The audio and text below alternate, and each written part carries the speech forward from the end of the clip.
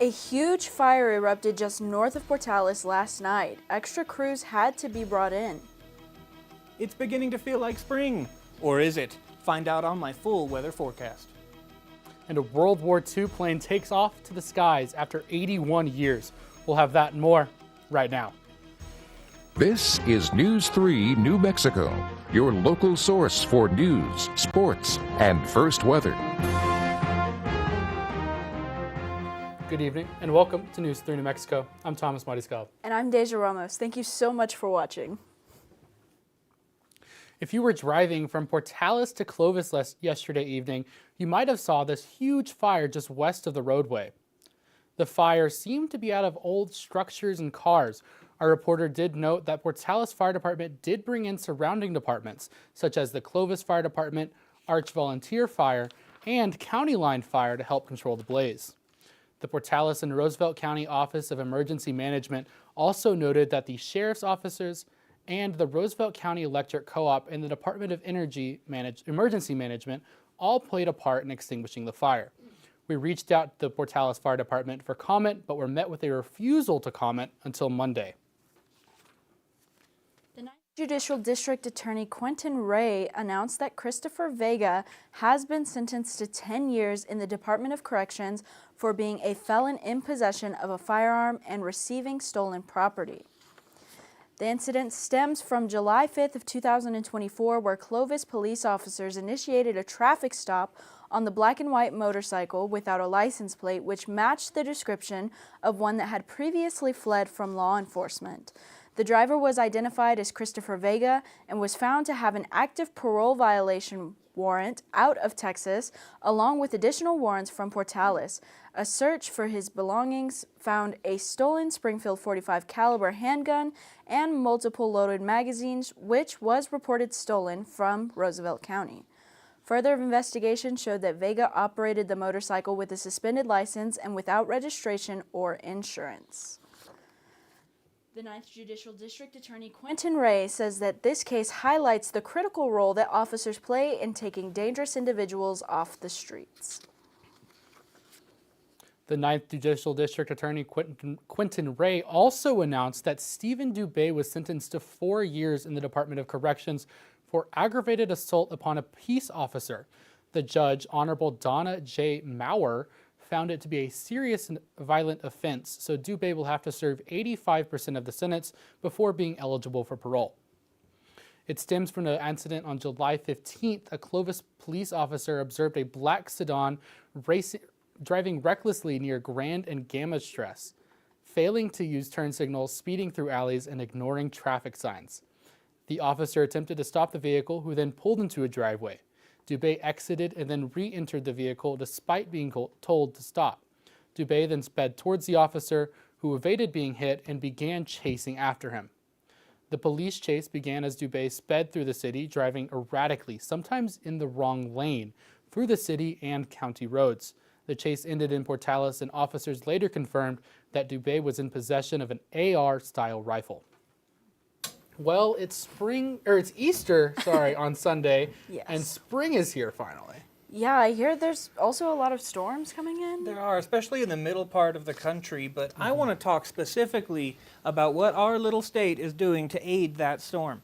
So, off screen right now up in Colorado is a massive ice rain storm. You got snow, you got ice, you got rain. There's even cats and dogs coming down over there.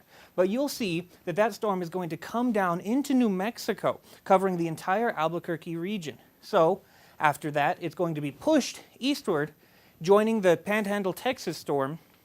And you're asking, Drake, what did that? Everyone's favorite thing, wind. The Eastern Plains specifically are known for their great, great winds, going at high speeds. You know what else comes with wind? Allergies.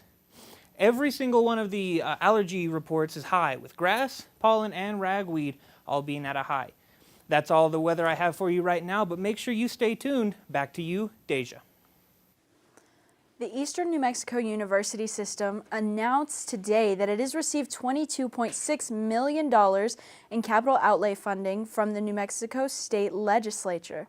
ENMU Portales received $11.483 million, ENMU Roswell received $7.39 million, and ENMU Ruidoso received $3.68 million. ENMU Portales, outside of the $2 million which was awarded as a part of the 2024 GO bond, also received an additional $9.5 million that will be projected towards many different projects. $6.5 million will help complete the new Student Academic Services building, which broke ground last year and is set to open in the spring of 2026. $2.5 million will go towards heating, ventilation, and air conditioning repairs to the Science Building. $408,000 will go towards new agriculture equipment, and $75,000 will be for new lighting for the ENMU Theater. Well, there's a new scam making its way around. You might have gotten a message about an overdue toll payment or an Easy Pass final reminder. Yes, you don't want to fall for these messages. They are one of the latest attempts to take your personal information. Leigh Waldman has the latest for you. It's deceptively simple, the scam, and it's very easy to fall for. You've likely gotten a few of these messages to your phone recently, alerting you to unpaid tolls or an outstanding Easy Pass balance. These are called smishing scams. They're looking to steal your personal information, followed by your credit card information, and finally, they will often have a multi-factor authentication bypass. Ford Merrill, Director of Research and Innovation at Security Alliance, has been following these types of scams since 2023. To protect yourself, he says, pay attention to the sender. Looking at the sender address, it will often be like a strange number that you don't recognize, or it will be an email address that you don't recognize, even though it's a text message. Frank Orr, the executive director of the New York State Thruway Authority, agrees, saying legitimate agencies like his will never try to collect payment over text or email. They will never ask you to pay a bill in this way. You either have an account or you have a formal process to pay your tolls by mail. His agency is working with New York Governor Kathy Hochul's office to warn the public about these scams, as well as what to do if you fall victim. If you do get one of these messages, Orr says simply delete it. Red flags should go off right away as to whether this is legitimate and real, and they should not engage if it's somebody by phone. If it's an email or text, they should delete it right away. In New York, I'm Leigh Waldman. These toll smishing scams are a widespread problem and that the FBI is taking it really seriously. According to its data in the 2024 Internet Crime Complaint Center, they received more than 60,000 complaints about the unpaid toll scam. Well, coming up after the break, a World War II plane has been refurbished and is taken to the sky over 81 years after it was constructed. And storms projected to move across the state. But first, a look at today's financial market.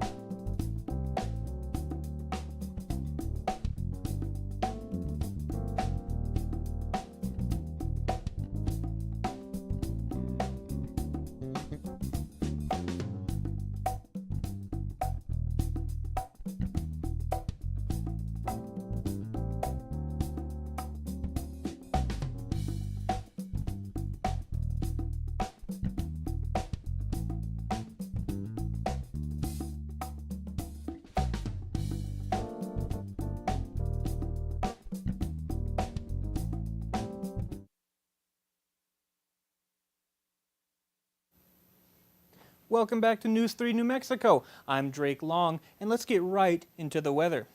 So as I was talking about in my first weather forecast, you can see that there is a storm going all the way from El Paso up to Chicago through most of the eastern state. If we take a little bit of a closer look, you can see some of that storm coming down from Colorado, moving into Albuquerque. You see up here we have some snow over here, and it's just not a great time up there, and that's only going to be moving eastward. You can see that some of the storms are already starting to form over in the Amarillo area and the Lubbock area that will connect to that larger storm overall and continue to wreak havoc. The winds are only helping that. As you can see, they're mostly dissipating over here on the western side, but going up on the eastern plains, up into Lubbock and Amarillo, they're only going further and further. Stepping away from that, we're going into current temperatures. Right now in Gallup, it's 32. Albuquerque's at a 68. 74 in Socorro. If we go over here to the eastern plains, we have 75 in Portales, 58 in Clovis, 80 in Roswell, and 82 in Hobbs. Going into tonight's lows, we have Farmington at a 27, Gallup at an 18. That's frigid. Make sure you bring all animals inside that don't need to be out there and bundle up yourself. On the eastern side, we have Portales at a 38, Santa Rosa at a 35, Tucumcari at a 37, and Amarillo at a 38. Going into tomorrow's highs, we have Albuquerque at a 43, Las Cruces at a 58, Alamogordo at a 58, twinning once again. The warmest part of the state is Carlsbad at a 72. Moving on to the eastern side, we have Clovis at a 54, Portales at a 57, Tucumcari at 50, Lubbock at 61, and Amarillo at 51. Going into our 7-day forecast, you can see that Roswell is going to experience wind on Saturday at 63 degrees, going into 42 that night, coming out to 73 on Sunday, 43 for a low, 85 on Monday, 88 on Tuesday and Wednesday, dropping a little bit to 87 on Thursday and back to 88 on Friday. Carlsbad, you have 73 and a little bit of wind on Saturday, 75 on Sunday, 87 on Monday, getting real toasty on Tuesday. Toasty Tuesdays, 90 degrees. Wednesday is 89, Thursday 88, Friday 89 once again. Looking at Tucumcari, it's a little bit cloudy, 50 degrees, but that clears up real quick, going to 68 on Sunday, 79 on Monday, 82 on Tuesday, 81 on Wednesday, 80 on Thursday, and Friday with partly clouds expected for the whole week. Dipping into Portales, we got scattered showers throughout the entire week with 58 on Saturday, 69 on Sunday, and the highest being Tuesday at 83. You know, I'm really excited. Other than the storms, it's looking to be pretty good.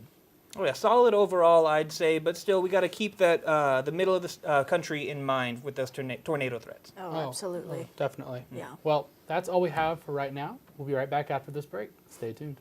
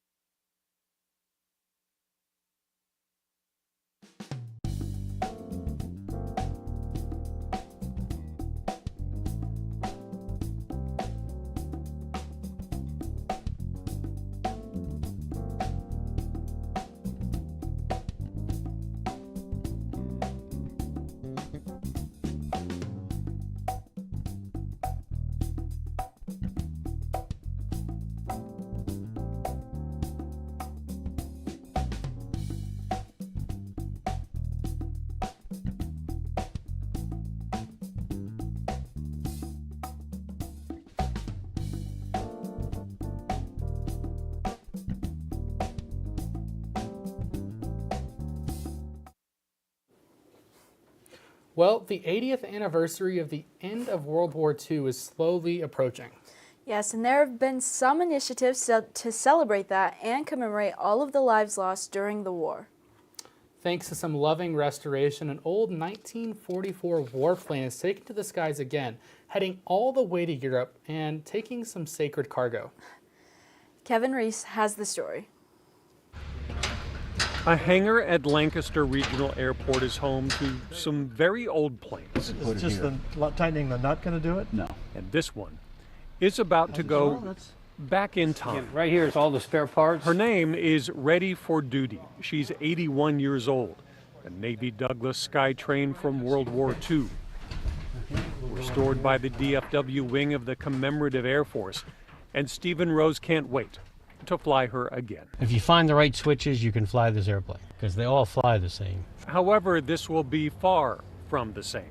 From Lancaster to the East Coast, across the Atlantic to Greenland and Iceland, Great Britain and France, to celebrate the 80th anniversary of the end of World War II. 80 years ago. Chris Volpe believes it's the only vintage plane from the U.S., making the multi-week 12,000-mile journey. Because having an airplane that still flies and sounds the way it did 80 years ago makes it more than an airframe. It becomes a time machine. Because part of the cargo they're carrying takes them back in time. More than 400 Brits died in training exercises in the U.S. during the war. Leonard Blower of the Royal Air Force is buried in Terrell. Rubbings of his grave and all the rest are being carried home. And hopefully reunite some of these with family members. That to me is the really exciting part, that you know that this airplane somehow had a history with a family or a person. That's kind of the cool stuff. And as the plane rolled out on Thursday morning, Stephen Rose bringing the engines to life. We were told this time machine has another purpose, reminding us of a generation that endured and survived some of the world's darkest days. You realize that the scope, the nature of the problems we face, maybe we should be more optimistic than we are about some of those. American optimism and nostalgia being carried to Europe again. Ready for Duty was originally used for anti-submarine warfare. Its new mission will take it on an 80-day long journey, which also marks the 250th anniversary of the U.S. Navy. Well, tomorrow is the 30th anniversary of the Oklahoma City bombing, what is now considered one of the deadliest acts of homegrown terrorism in U.S. history, resulting in the deaths of 168 people. On the morning of April 19, 1995, an ex-Army soldier and security guard named Timothy McVeigh parked a rented Ryder truck in front of the Alfred P. Murrah building in downtown Oklahoma City. Inside the vehicle was a powerful bomb made out of deadly cocktail of agricultural fertilizer, diesel fuel, and other chemicals. McVeigh got out, locked the door, and headed towards his getaway car. At 9:02, the bomb exploded. The human toll was devastating. 168 humans lost to the blast, including 19 children and several hundred more injured. On April 20th, the rear axle of the vehicle was located, which contained the vehicle identification number and was eventually traced back to McVeigh. A quick call later, authorities discovered that McVeigh was already in jail, being pulled over just 80 miles north of Oklahoma City by a state trooper who noticed a missing license plate. He was arrested just 90 minutes after the bombing. In total, over 28,000 interviews were conducted, which followed some 43,000 investigative leads. They collected more than 3 tons, that's 6,000 pounds of evidence. In the end, the government that McVeigh hated and hoped to topple swiftly captured him, eventually convicting both him and his co-conspirators. Coming up after the break, Lorenzo will have his full sports report for you, including a look at this week's Formula One race in Saudi Arabia, so stay tuned.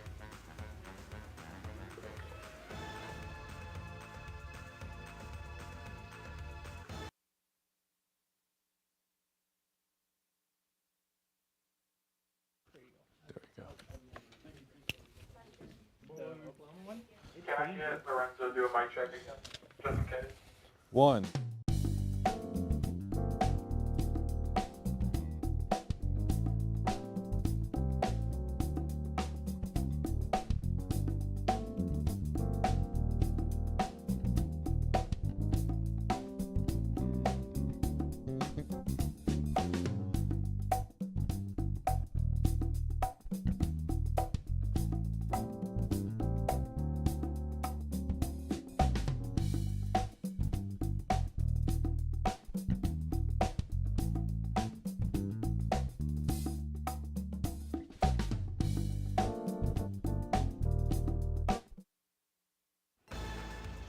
Welcome back, sports fans, to News 3 New Mexico. Don't call it a comeback. I'm Lorenzo Solis, and let's take a dive into today's report for this week's doubleheader. Starting off the blocks is track and field. Eastern New Mexico University is heading off to the UNM for the Dawn Kirby Twilight Outdoor Track Meet. This is only 7 days after the last meet, where the men and women in green and silver competed in the West Texas A&M Joe Meeker Classic, where the Lady Hounds stole the show. In a total 10 entries for women's track and field boasted personal records. 4 of those came in the 100-meter from Jordan Stewart, Riley Midget, Meredith Brown, and Selena Thomas. But it doesn't stop there, because Kennedy Ulmer, a junior thrower for Eastern, earned her 3rd school record this weekend. The Rio Rancho native threw 50.02 meters in the hammer and now holds school records in the javelin, discus, and hammer. Congrats to the Lady Hounds for their outstanding work, and let's see what they can do on the 25th when they head to Albuquerque. Placing second on today's report is the co-ed e-sports team. While the regular Valorant season has come to a close, next week the Greyhounds are taking on the University of Arizona. If you remember from past reports, the ENMU Valorant team was the team to beat this season, with each match ending up in a 2-0 sweep, ending with a perfect season.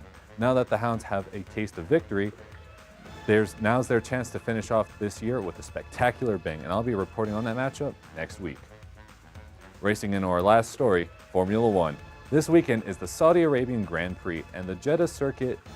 Jeddah is now identified as the fastest street circuit in Formula One, while also taking home the title as the 3rd longest track at 3.8 miles, with Spa and the Las Vegas circuit being longer. Free practice 2 ended earlier today with the McLaren sweeping the front row. Yuki Tsunoda in the Red Bull took a crash early on, but was fine and managed to walk to the pits. It was a reoccurring incident, though, with other drivers taking hits of their own. As it stands, Lando Norris takes pole with his teammate Oscar Piastri taking second. It's then followed by the reigning world champion, Max Verstappen, in Red Bull at 3rd. Well, that's all the sports I have for you for this week, but don't worry. We'll be back with Deja and Thomas right after the break.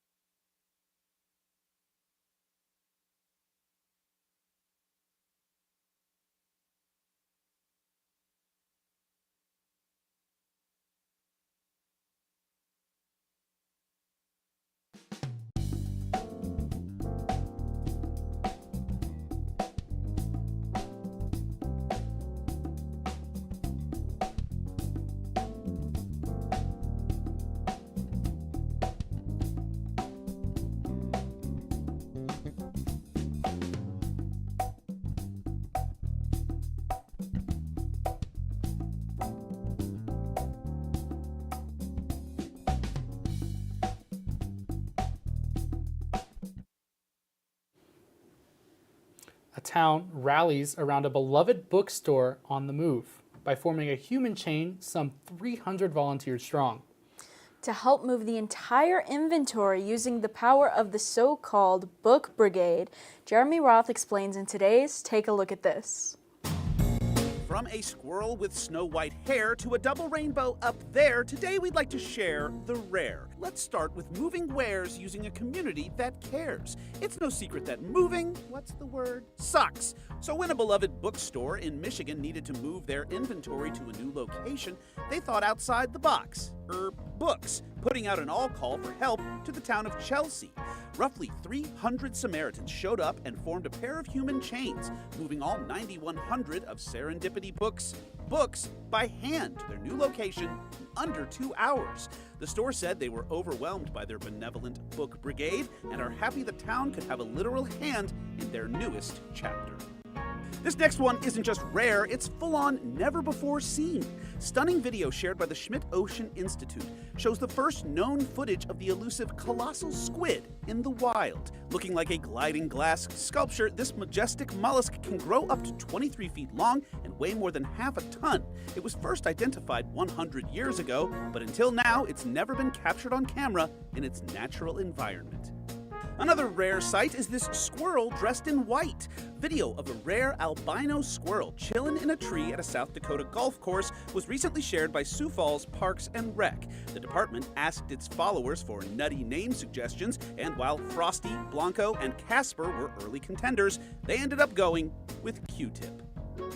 Finally, we leave you with a zen-like look at a rare double rainbow caught shimmering and glimmering over a Rhode Island bridge at dusk. And while there were likely no pots of gold to be found at either end, it doesn't make this colorful double take any less priceless.